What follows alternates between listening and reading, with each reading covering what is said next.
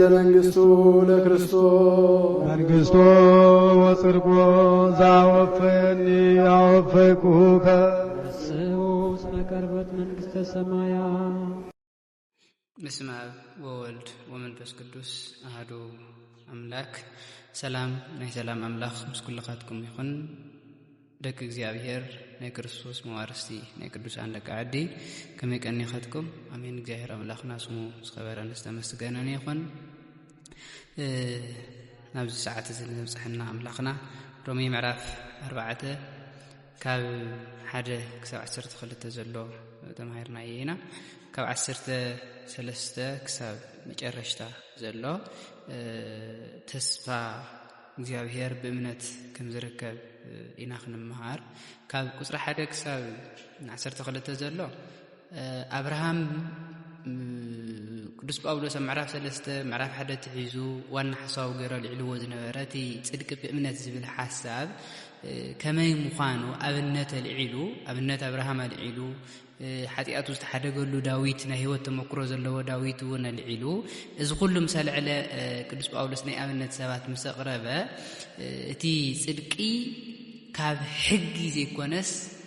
ኣብ እምነት ዝተመርኮሰ ምዃኑ ቅዱስ ጳውሎስ ዝገልጸላ ምዕራፍ 4 ብሓፂሩ ጥቕልል ዝበለ ቅዱስ ጳውሎስ ክልተ ዓበይቲ ቦታት ኣልዒሉ ዋና ንሰባት እቲ መጀመርያ መሰረታዊ ነገር ዘድሊ እንታይ ምዃኑ ዝገልጽ ንሱ እውን ስርየት ሓጢአት ብክርስቶስ ከም ዝርከብ ጽድቅ እውን ብክርስቶስ ከም ዝርከብ ክልተ ቦታት ኣልዒሉ ክልተ ዓበይቲ ሓሳባት እውን ይትናገር ቅዱስ ጳውሎስ ማለት እዩ። ስለዚ እቲ ተስፋ አብርሃም ሕዚ ንአብርሃም ኣብነት ኣልዒሉ ነይሩ። እቲ ተስፋ አብርሃም ካብ እምነቱ ደኣ እምበር ሕጊ ካብ ምፍጻሙ ኣይኮነን እዩ ዘሎ ቅዱስ ጳውሎስ። ስለዚ ኩሉ ሰብ እውን ንክርስቶስ ኢየሱስ ብምእማን ደኣ እምበር ሕጊ ብምፍጻም ናብ ሕጊ ኦሪት ተመሊሱ ብምእታው ስርዓት ግዝረት ብምፍጻም ኣይኮነን ትጽድቂ እዩ ዘሎ። ብሓፂሩ ትኽፍሊ ካብ 13 ክሳብ መጨረሻ ዘሎ ከንበየ ትቃል ተስፋ እግዚአብሔር ብእምነት ከም ዝርከብ እታ ንአብርሃም ምስ ዘርኡ ንዓለም ከም ዝወርሳ ዝተውሃበቶ ተስፋ በቲ ብእምነት ዝርከብ ጽድቂ እያ እምበር ሕጊ ብምፍጻም ኣይኮነትን። እቶም ፈጸምቲ ሕጊ ዝወርሱ እንተዝኾኑ ግና እምነት ከንቱ መኾነት፣ ተስፋ ከዓ ዋጋ ኣይመነበረን። ሕግስ ቁጣዓ እዩ ዘምጽእ፣ ኣብቲ ሕጊ ዘይብሉ ግና ኣብኡ ምጥሓስ ሕጊ የለን። እታ ተስፋ ካብ እምነት እያ። ስለዚ ኩሎም ዘርኢ አብርሃም ነዛ ተስፋ እዚኣ ብጸጋ ክወርስዋ እዮም። እዙይ ከዓ ፈጸምቲ ሕጊ ጥራሕ ዘይኮኑስ እቶም ከም አብርሃም ብእምነት ዝጸደቑ እውን እዮም። አብርሃም ብእምነት አቦ ኩልና እዩ እሞ እዙይ ድማ አቦ ብዙሓት አሕዛብ ጌረካ እየ ዝብል ተጻሒፉ ስለ ዘሎ እዩ ተስፋ ንአብርሃም ዝተውሃቡ። ንሱ ንዝሞቱ ህይወት ብዝህብ ንዘየለውን ናብ ህልውና ብዘምጽእ እግዚአብሔር ስለ ዝኣመነ እዩ። ዘርእኻ ከምኡ ክኸውን እዩ ዝብል ዝተነገሮ አብርሃም ኣብቲ ተስፋ ዘይነበሮ ተስፋ ብምግባር አቦ ብዙሓት ከም ዝኸውን ኣመነ። አብርሃም ወዲ 100 ዓመት ኣቢሉ ስለ ዝነበረ ክወልድ ከም ዘይኽእል እውን ሳራውን ማህፀና ከም ዝሞተ እናረኣየ እኳ እምነቱ ኣይደኸመን። ግና ብእምነቱ እናበርትዐ ደኣ ንእግዚአብሔር ክብሪ ሃበ እምበር በቲ እግዚአብሔር ዝሃቦ ተስፋ ኣይተጠራጠረን። ነቲ ዝሃቦ ተስፋ እግዚአብሔር ክፍጽሞ ከም ዝኽእል ኣጸቢቑ ተረዲኡ ነበረ። ስለዚ ድማ እምነቱ ጽድቂ ኮይኑ ተቆጸረሉ። ግና እቲ ጽድቂ ኮይኑ ተቆጸረሉ ዝብል ንአብርሃም ጥራሕ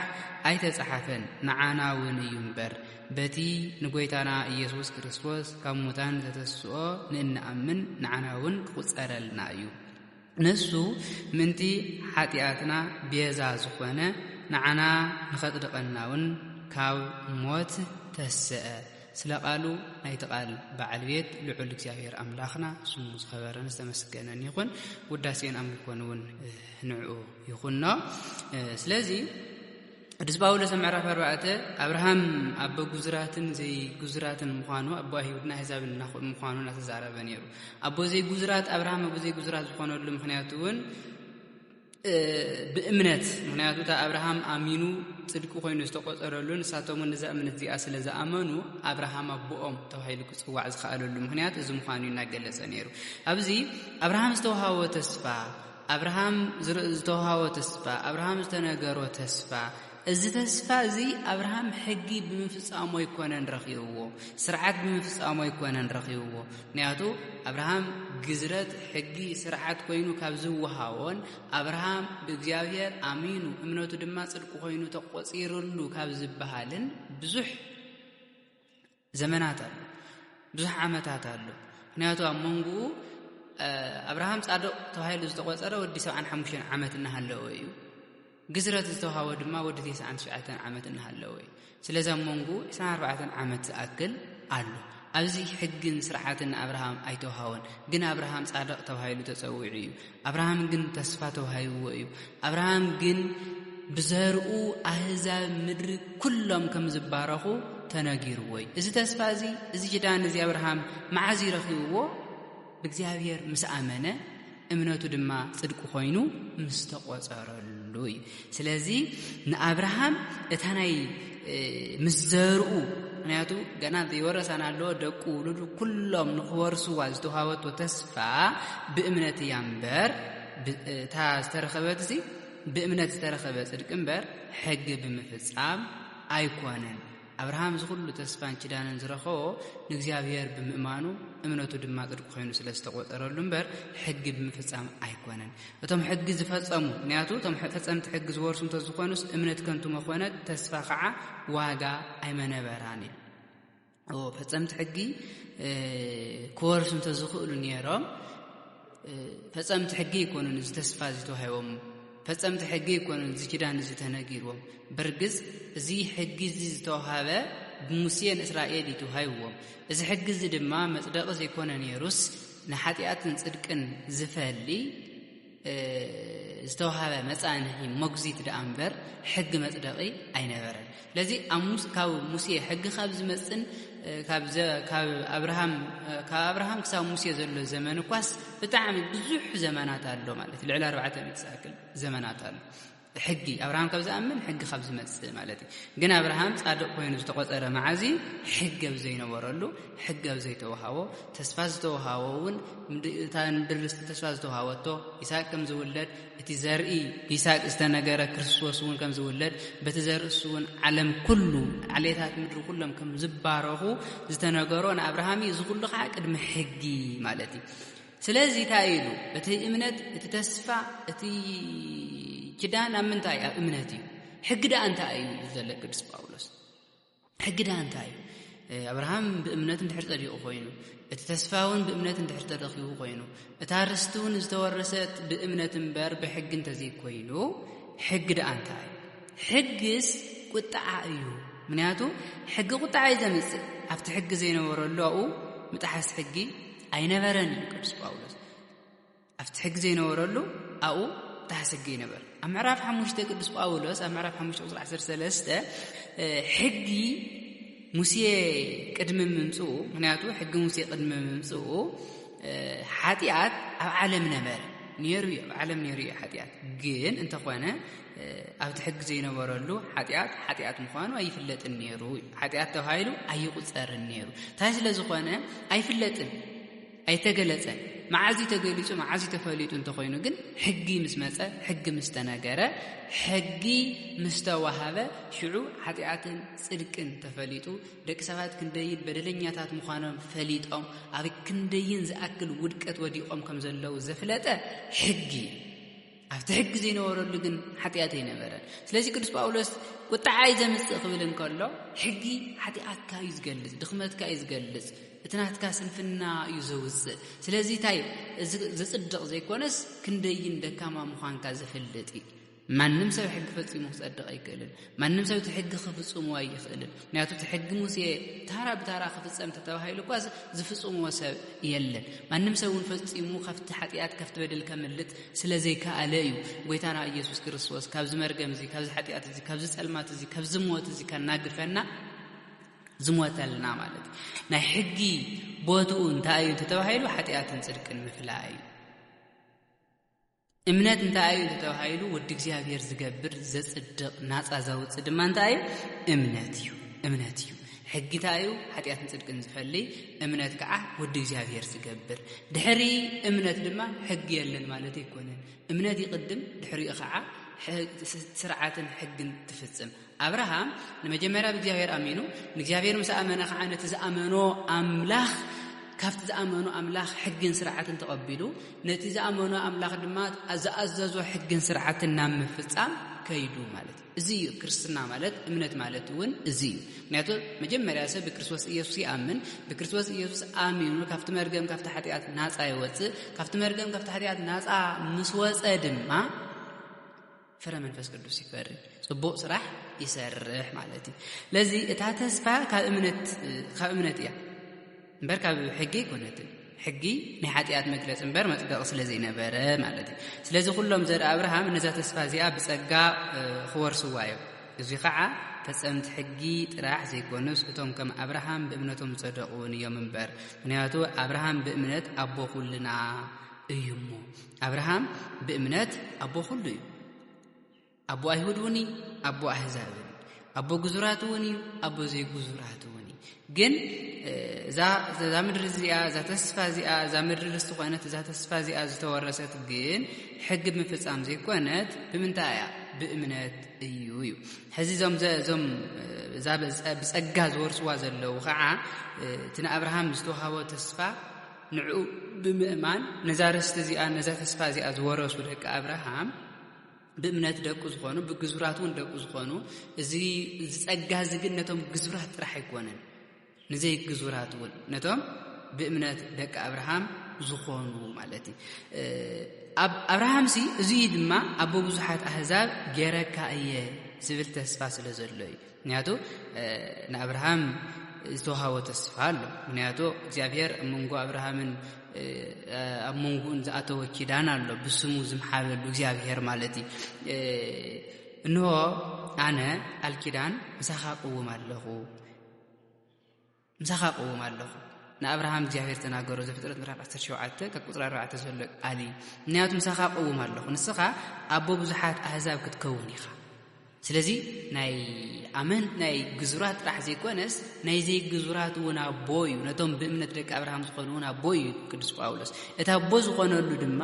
ምክንያቱ እቲ ዘርኢ ከአብርሃም ዝወጽእ ዘርኢ ክርስቶስ በቲ ዘርእሱ ዓሌታት ምድሪ ኩሎም ስለ ዝቅደሱ ሓደ ስለ ዝኾኑ እዩ ስለዚ ስምካ አብርሃም ዘይኮነስ አብርሃም ተባሂሉ ይጽዋዕ አቦ ብዙሓት ስለ ዝኾንካ ስለዚ አብርሃም ናይ ግዙራትን ናይ ዘይ ግዙራትን አቦ እዩ አቦ ግዙራትን ዘይ ግዙራትን ከም ዝኸውን እዚ ተስፋ እዚ ንአብርሃም ዝተነገሮ ማዕዚ ቅድሚ ሕጊ እዚ ቃል እዚ ዝተነገሮ ንአብርሃም ማዕዚ ቅድሚ ሕጊ ካልዚ እንዳሓሪ ንአብርሃም ሕጊ ዝተወሃቦ ግዝረት ዝተወሃቦ ማለት ግዝረት ነዚ ኩሉ ኣብ መንጎይን ኣብ መንጎኻን ዘሎ ኪዳን ምልክት ይኹነና ኢሉ እግዚአብሔር ዝሃቦ እምበር በዚ ግዝረት እዚ ክትጸድቕ እዚ ግዝረት እዚ ክትፍጽመውን ግዴታ ኣለካ ዝብል ኣይነበረ በርግጽ ኣብ ኦሪት መፍለይኦም ነይሩ ናይ ደቂ እግዚአብሔር ምዃኖም አይሁድ ምዃኖም ዝፍለይሉ ስለ ዝነበረ እዚ ኪዳን ናይ ኪዳን ምልክት መጻንሒ እዩ ነይሩ እምበር መጽደቂ ኣይነበረን ሕዚ ግን እንታይ እዮም ዝብሉ ዘለው ሰባት ብፍላይ እዚ ጽድቂ ብእምነት የለን ዝብሉ ዘለው ሰባት ሰብ ናብ ሕጊ ሙሴ ተዘይተመሊሱ ተዘይተገዚሩ ግዝረት ስርዓት ግዝረት ተዘይፈጺሙ ክጸድቕ ኣይኽእልን ዝብል ኣስተምህሮ ስለ ዘሎ እዩ እዚ ይኮነን ትመጽደቂ አብርሃም ነውዓሉ ምስተገዘረ ይኮነን ዝጸደቀ ምስ አመነ ይጸደቀ አብርሃም ነውዓሉ ተስፋ ዝተቀበለ ምስ አመነ ደአምበር ምስተገዘረ ይኮነን ተስፋ ዝተቀበለ እቲ ጽድቂ እቲ ድሕነት እቲ ተስፋ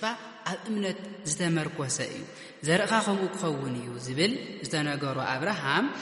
ኣብቲ ተስፋ ዘይነበሮ ተስፋ ብምግባር አቦ ብዙሓት ከም ዝኸውን አመነ ምክንያቱ አብርሃም አቦ ብዙሓት አሕዛብ ክገብረካ እየ ከምቲ ከዋኽብቲ ክቁጸሩ ከም ዘይኽእሉ ናትካ ዘርእውን ከምኡ ክኾኑ እዮም ዘርእኻ ከምኡ ክበዝሑ እዮም ኢሉን አብርሃም ነጊርዎ ኣብ ዘፍጥረት ምዕራፍ 15:6 ዘሎ ማለት ለዚ እግዚአብሔር ነዚ ከም ዝገብረሉ ገና አይወለድን አብርሃም አይወለድኩን ትንብረተይ ዝወርሰኒ ኳስ አብየተይ ዝዓበየ ኤልኤዘር ዝተባሃለ ባሪያ ይወርሰኒ አይወለድኩን ኢልና እግዚአብሔር ተዛረበ እንታይ አይ ንሱ ይኮነን ዝወርሰካ ካባኻ ዝተወለደ ካብ ዘርእኻ ዝተወለደ ንሱ ጥራሕውን ይኮነን ዘርእኻስ ከም ከዋኽብቲ ሰማይ ክወዝሑ እዮም ከብዝሕካ እየ ኢሉ እዝም ሰወሉ አብርሃም ታይኮይኑ ምንም ይውሉን አይ ሐዘን አይጨበጠን ገና ዘሐዘ ይውሉ ግን እትዛአመኑ አምላክ ንዘየለ ናብ ህልውና ዘምጽ ህይወት ንዘይብሉ ድማ ህይወት ዝህብ አምላክ ምዃኑ ስለዝፈልጥ አብርሃም እዚ ነገር እዚ እግዚአብሔር ክነግሮን ከሎ እንታይ ኮነ አመነ አብርሃም አሚኑ ወዲ 100 ዓመት አብርሃም ወዲ 100 ዓመት እናሃለወ ክወልድ ከም ዘይኽእልውን እናፈለጠ ናይ ሳራ ማህፀንውን ሞይቱ እናሃለወ እዚ ነገር እዚ ክሰምዕ እንከሎ ክትወልድ ኢኻ ክበሃል ክትወልድ ኢኻ ወዲ ክትወልድ ኢኻ ተዋሂልና አብርሃም ክንገሮ እንከሎ አብርሃም አይተጠራጠረ እዚ ከመይሉ ክኸውን ይኽእል አይበልን ግን እንታይ ኮይኑ አሚኑ ስለዚህ አብርሃም እቲ ኩሉ ነገር ናይ አብርሃም ተስፍኡ ኣብ እግዚአብሔር እዩ ኣብ እምነት እዩ ነይሩ አብርሃም አይተጠራጠረን እቲ ኩሉ ክንገር እንከሎ ምንም እናፈለጠን እሱን ደኺሙ ንመውላድ ግዚኡ አሕሊፉ ሳራውን ንመውላድ ግዚኡ አሕሊፍ ማህፀና ሞይቱ እናሃለዎ ግን እግዚአብሔር እዚ ክነግሮ እንከሎ ከም ዝኸውን ፈሊጡ አመነ አኻብ እምነቱ አይደኸመ ታኾይኑ እዚ ሕዝውን እግዚአብሔር ክገብሮ እዩ ዝብል እምነት ነበረ ግና በእምነቱ እናበርትዕ ደአን እግዚአብሔር ክብር ሃበምበር በትን እግዚአብሔር ዝሃወ ተስፋ እግዚአብሔር ንአብርሃም ዝሃወ ተስፋ ማለት አብርሃም አይተጠራጠረ ታዲያ እግዚአብሔር ክብር ሂቡ በሐቅ ቀውን ይሉ እግዚአብሔር አምላኩ ተአዘይዙ ትዝበልካዮ ይኹን ይሉ አመነ እምበር እዚ ከመይሉ ክኸውን ይኽእል ኢሉ አብርሃም አይተጠራጠረን አብርሃም እዚ ኩሉ አብርሃም ኣብ እምነት ተመርኮሰ ክሳብ ሕዚ አብርሃም ሕግ ይተውሃው እዚ ኩሉ አብርሃም በእምነት ንዝኣመኑ አምላክ ከባርኸካ ከብዝሕካ ካብ ዓልየትካን ካብ ቤተሰብካን ተፈለ ኢሉ ዝመርሖ አምላክ ንሕዋቱን ቤተሰቡን ሓዲጉ አብርሃም በእምነት እዩ ካብ ቤተሰቡ ዝተፈለየ በእምነት ለዚ ሕዝውን እግዚአብሔር ዝብሎ ዘሎ እዚ ኩሉ ክብሎ ከሎ እግዚአብሔር አይተጠራጠረን አብርሃም እግዚአብሔር ክብር ሃበን እግዚአብሔር አምላኸ እግዚአብሔር አምላኹ ተአዘዘ እቲ ዝበሎ ነገር ኩሉ ከም ዝፍጸም አመነ ስለዚህ ንአብርሃም ጽድቅ ኮይኑ ዝተቆጸረሉ ስለይን ተስፋ ተነግርዎ አሜን ኢሉ አሜኑ ከባርኸካ ተባሂሉ ትኽክል ኢሉ አሜኑ ክትወልድ ኢኻ ተባሂሉ ከም ዘይወልድ ምክንያት ማንም ሰብ ክወልድ ኣብ ዘይኽእለሉ ዘመን እናሃለወ ክትወልድ ኢኻ ክበሃል እንከሎ እዚ እውን እግዚአብሔር ክገብሮ ይኽእል ኢሉ ስለዚ አመነ አብርሃም ዞም ኩሎም ነገራት ብምእማኑ እምነቱ ጽድቅ ኮይኑ ተቆጸረሉ ኢሉ አብርሃም እግዚአብሔር አመነ እምነቱ ድማ ጽድቅ ኮይኑ ተቆጸረሉ አብርሃም እዚ ኩሉ ሕዚ ቅዱስ ጳውሎስ ብዛዕባ አቦና አብርሃም ከመይ ኢሉ ናብቲ ተስፋ ከም ተኣተወ አቦና አብርሃም ተስፋ ከመይ ኢሉ ከም ዝተዋሃበ አቦና አብርሃም ነቲ ተስፋ ከመይ ገይሩ ይቕበሎ ከም ዝነበረ ይዝገልጽ ዘሎ አዚ አብርሃም ተስተነገሮ ኩሉ ስለዚ አመነ እምነቱ ጽድቅ ኮይኑ ተቆጺሩሉ ግና እዛ ጽድቅ እዚኣ ተቆጸረትሉ ምክንያቱም አብርሃም ተቆጸረሉ ዝብል ንአብርሃም ጥራሕ አይተጻሐፈን አብርሃም በእግዚአብሔር አመነ እምነቱ ድማ ጽድቅ ኮይኑ ተቆጸረሉ ዝብል ቃል ንአብርሃም ጥራሕ አይኮነን ንዓናውን እዩ ንመን ንሕናውን ብጎይታና በኢየሱስ ክርስቶስ ካፍቲ ካሙታን ዝተስኦ አብኡ ማለት እዩ ንእነአምን ንዓናውን ቁጸረልና ልክ እቶም ከም ናይ አብርሃም ዝበለ እምነት ዝኣመኑ ሰባት እዚ ጽድቅ እዚ ጽድቂ ኮይኑ ይቁጸረሉ እዚ ጽድቅ እዚ ይረኽብዎ ማለት በበይን ንሱ እንት ኃጢአትና ቤዛ ዝኾነ ንዓና ከጽድቀናውን ካብ ሞት ዝተስአ ጎይታና ኢየሱስ ክርስቶስ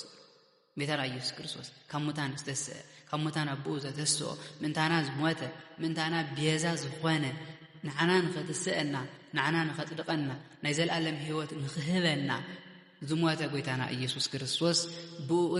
በቡኡን እንተ አሚንና ንሕናውን ጽድቅ ኮይኑ ይቁጸረልና እዚ ቤዛነት እዚ ክንኣምን ከለና ልክ አብርሃም ምንም ዘይነበሮና ሃለወ ጻድቅ ተባሂሉ ከም ዝተቆጸረ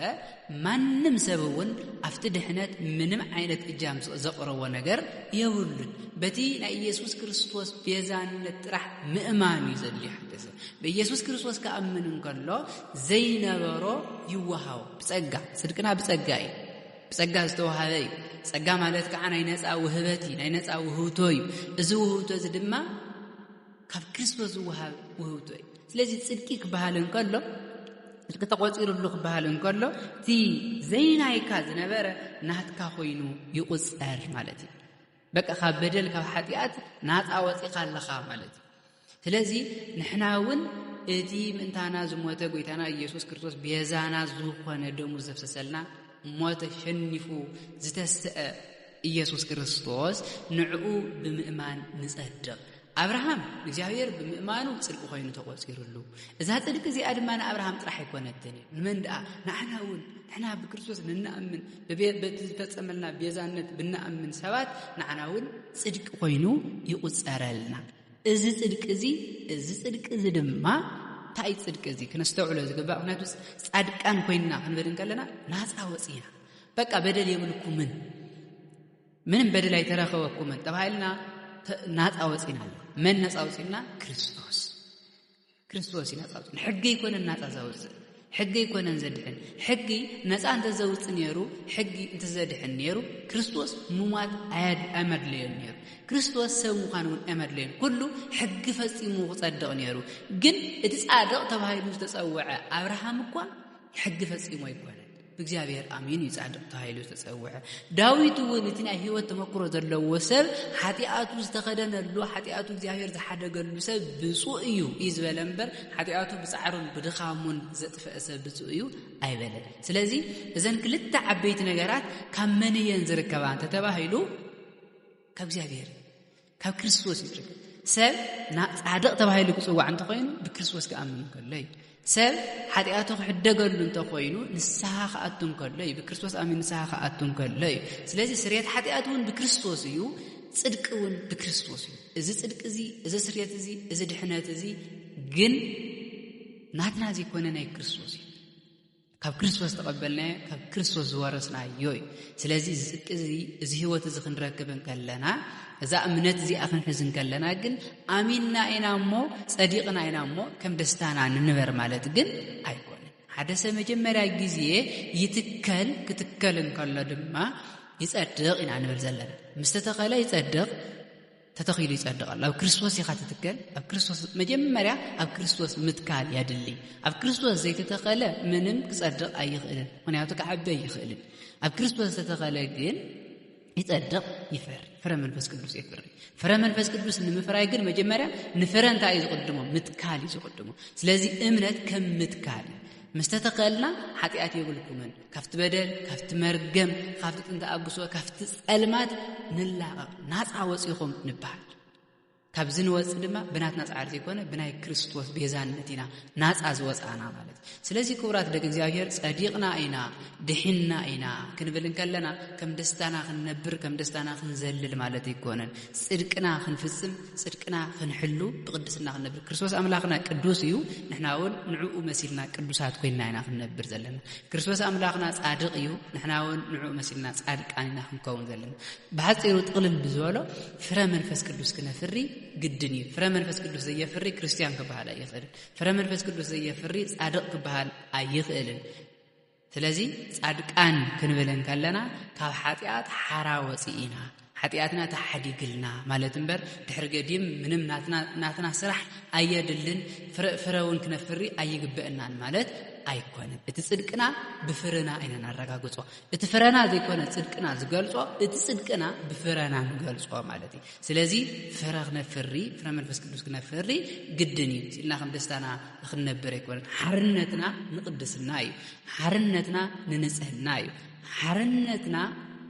ንህይወት ይምበር ንባርነት ንሞት ንጥፍአት አይኮንም ስለዚህ ክብራት ደግ እግዚአብሔር ክርስቶስ ኢየሱስ እቲ ምንታና ዝሞተ ምንታና ደሙ ዘፍሰሰ ምንታና ቤዛ ዝኾነ ጎይታና ኢየሱስ ክርስቶስ ካብቲ መርገም ካብቲ ኃጢአት ካብቲ እንተአብሶ ሓራውፂና እዩ ሓርነትና ግን ንቅድስና ንንጽህና ንበር ንመርገም ክንገብሮ የብልናን ማለት እዩ ስለዚህ እቲ ጽድቂ ካብ እምነት እዩ አብርሃምውን ምስ አመነ እዩ ጽቡቕ ስራሕ ዝሰርሐ ንሕናውን በክርስቶስ ኢየሱስ ምስ አመና ድሕሪኡ ፍረ መንፈስ ቅዱስ ክነፍሪ